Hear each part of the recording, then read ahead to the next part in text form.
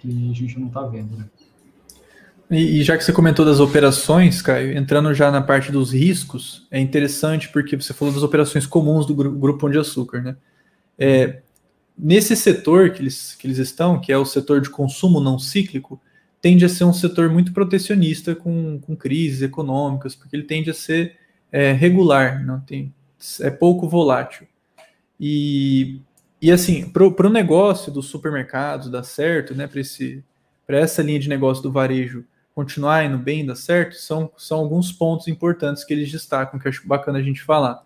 Que a primeira é a questão do centro de distribuição. Então, eles são bem dependentes de bons centros de distribuição, porque nisso eles conseguem rapidez, é a questão da logística, eles conseguem rapidez, tem toda aquela questão dos prazos de validade dos produtos, dos insumos.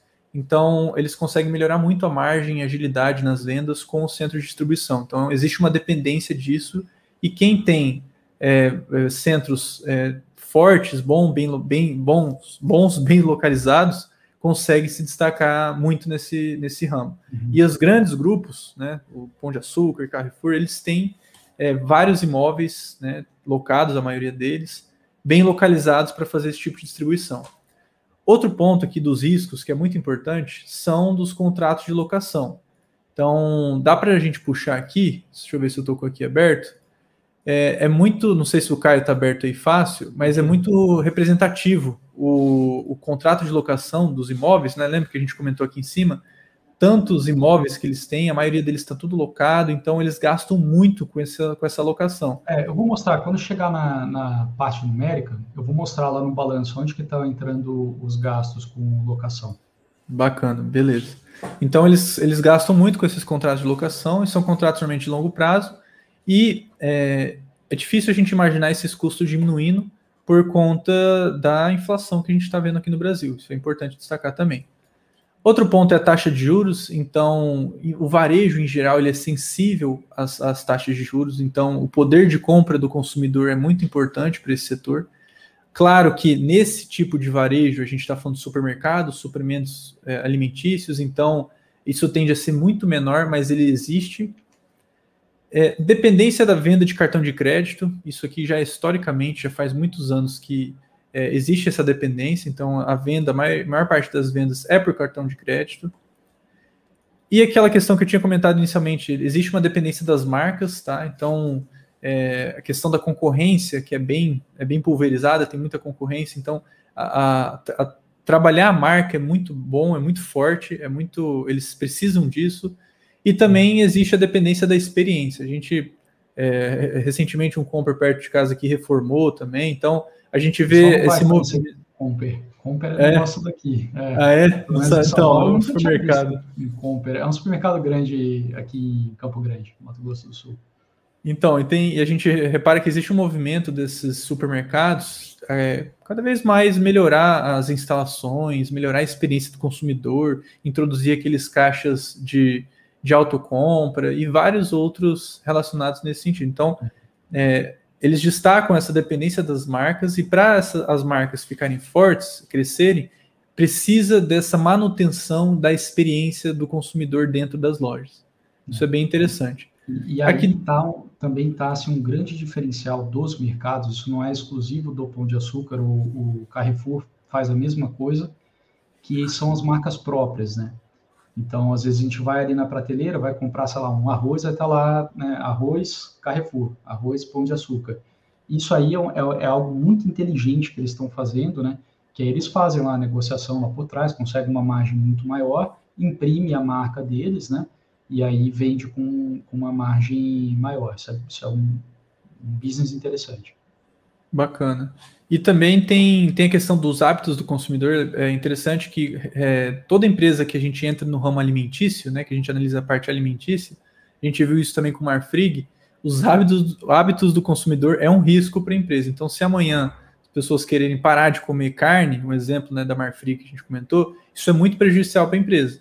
Então, na questão da carne tem a questão da influência do veganismo, né, e de vários outros desse sentido, mas aqui também existem os hábitos do consumidor. Então, e aqui na parte do supermercado, é muito interessante que o Grupo Pão de Açúcar destaca assim, a quantidade de compras de materiais, né, de insumos que eles colocam nas prateleiras é em função do hábito do consumidor. Se esse hábito muda, se as pessoas começam a consumir mais margarina do que requeijão, por exemplo, eles têm que se adequar de forma rápida para manter a margem, para manter as vendas, para conseguir, e isso acaba afetando um pouco a empresa. Exemplos clássicos, né? Sei lá, comida japonesa. Você ia no Pão de Açúcar anos atrás, não tinha, né? Comida japonesa. Agora vai lá, tem lá a seção japonesa. Cerveja artesanal, né? Todo mundo começou a comprar, né? Ambev sentiu na veia lá a perda do market share nas cervejas. Pão de Açúcar, Carrefour, vai lá, tem lá alguma cerveja artesanal, provavelmente vai ter, né? Acho que na questão dos sorvetes também, o gelato, né, entrou forte também nos últimos tempos. Então é bem interessante. Outro ponto também, sensíveis às reduções do poder de compra da população. Eu comentei isso com a ótica da taxa de juros, né, ali em cima. Mas agora eu queria comentar isso com relação ao dólar. Apesar de a empresa não ter exposição ao dólar, não ter vendas em dólar, não ter muita relação com com essa moeda, a gente pode até ver aqui no perfil da dívida da empresa, o dólar representa muito pouco, é quase insignificante, exatamente, perto da dívida em reais, em pesos colombianos, tá? E é interessante porque, assim, muitos dos produtos negociados dentro do supermercado, eles são de origem dolarizada. A gente pode comentar carne, a gente pode comentar o arroz, a gente pode comentar a soja, vinho. Então, a maioria das commodities, né, em geral, são negociadas em dólar. Então, assim, chega no supermercado, o supermercado consegue repassar, corrigir isso, mas o que acontece com a população, existe um risco de diminuição de compra, por conta do poder de compra mesmo. Então, antigamente, sei lá, as famílias compravam arroz integral, compravam feijão, isso pode ser que exista uma diminuição ou troca de alimentos, aí entra a mudança dos hábitos, então a pessoa consumia um alimento que era mais caro, mas como ele encareceu muito, ela troca para um mais barato. Então, esse tipo de coisa também é sensível para a empresa. Agora, tem um negócio, antes de ir para a contingência tributária, um negócio que eu acho bem interessante, né? Se a gente pensar lá no histórico de hiperinflação, né, década lá de 80, o que a gente escuta é aquela coisa do supermercado, né, reimprimindo os preços, e aí as pessoas recebiam o salário, já saíam da empresa e iam direto no mercado fazer compras, né? Então, aí entrando um pouquinho, se é a minha visão, tá? Então, minha avaliação, Caio, faz a sua avaliação, toma a sua conclusão, mas diante de inflação forte, eu acredito que supermercados vendem mais, porque as pessoas antecipam, elas vão lá e ao invés de fazer uma compra leve, ela já faz uma compra para 1 mês, 2 meses, né, pegando os preços que estão agora, porque a carne no mês seguinte vai estar mais cara. Então, o histórico ali da década de 80, eu acho que aponta para isso. Agora a gente está aí com inflação, né, batendo 9%, um negócio bem forte, né? Então acho que a gente está num cenário desse, né, onde as pessoas vão consumir mais. E outro ponto que eu acho que reforça essa visão é o que aconteceu em 2020 durante a pandemia, que os mercados também venderam muito mais. A gente vê isso nos números de receita e tal. Então as pessoas anteciparam, né? Algumas anteciparam coisas erradas, né? Tipo papel higiênico, né? Lembra? O pessoal começou a pandemia, tinha que comprar papel higiênico. Mas enfim, o pessoal foi para o mercado e compraram, né? Não sabia o que estava acontecendo, mas a gente tem que comprar antes, né? Então eu acho que o histórico favorece essa visão. Assim, eu acho que agora para frente a gente vai ter um consumo bem maior em Carrefour e Pão de Açúcar por causa da inflação. E é interessante você comentar isso, porque já é incrível isso acontecer, né? Porque já é interessante a empresa conseguir repassar os valores da inflação, não são todas as empresas que conseguem, e nesse setor, né, o Grupo Pão de Açúcar, né, o mercado em geral, ele além de conseguir repassar, ele tende a se beneficiar de alguns pontos, né? Então é bem interessante mesmo essa questão.